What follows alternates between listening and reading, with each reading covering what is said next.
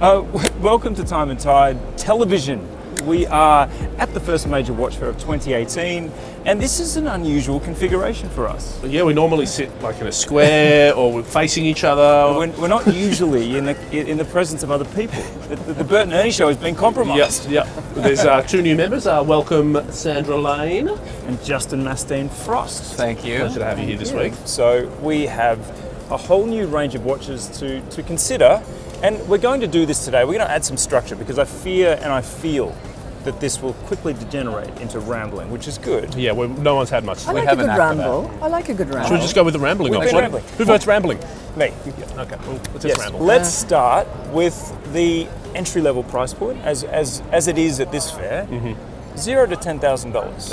Accessible luxury. Yeah, that's the tagline. Sandra, where were you with that? Did you see anything you liked? Well, what really surprised me pleasantly, in a good way, is that there was a lot I liked in that bracket.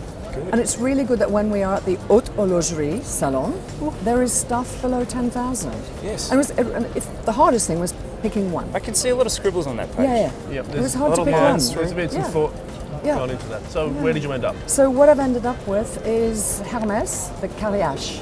I'm a design freak. Okay. And this is a fabulous design of a watch. You know, it was done originally the idea came in 2006. The first version was issued in 2010. It was a limited edition, sold out, never to be seen again. Yep. The design is done by a really amazing French architect, design teacher called Cartier, with the father of the current chairman of Hermès, with the late father of the current chairman. So they've decided to revive it, and it just looks good. Did you have it on the wrist? I did. And it's big. You know, my wrist is small. It's quite big. Yep. But it feels really good. And it's lovely. The shape of it as it goes into the wrist, it's almost like a bathtub. Wow. A little bit, yeah. Yeah, isn't it? Like Yeah. rounded underneath as well. And it's so funny, of course, because it's not an Apple Watch, although it's square with rounded corners. Yes. The design predated the Apple Watch by a long but- time. Yep. But the Hermès design came Maybe way it came before the other- maybe it went the other way around. way before, years before. Yeah. And Felix, how about you?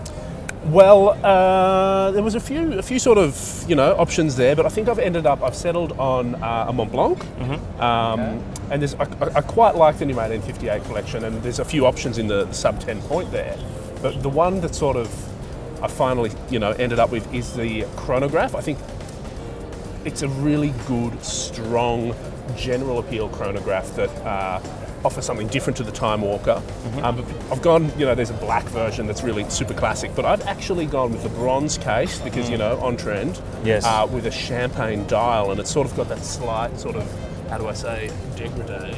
There you go. Or even dégradé. Wow. You want to get technical.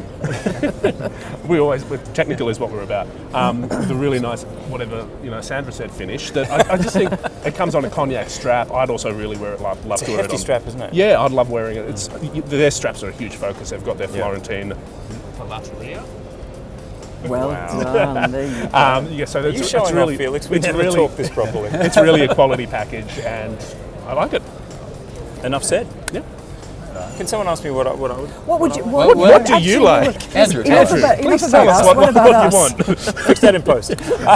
Look, this was the watch just sneaks in under 10, and it's probably the least likely choice for me ever because I've never really liked the Santos. I'm just going to put that out there.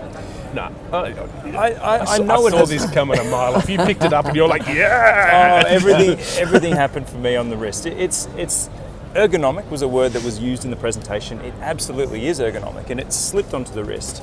But I think Cartier are just acknowledging a lot of broader trends in the way that they're packaging this up. You're getting two straps with it. You can choose the leather strap out of, I think, 17, or there's heaps of It's fantastic. and that's amazing. You can change the strap yourself. There's a quick release system or a quick switch No, it's system. actually it called? you can resize it yourself. do both. You can do both. Yeah, that is the modern way that we want our watches, right? And the brands are responding, and they're Exactly. keeping it At reasonable.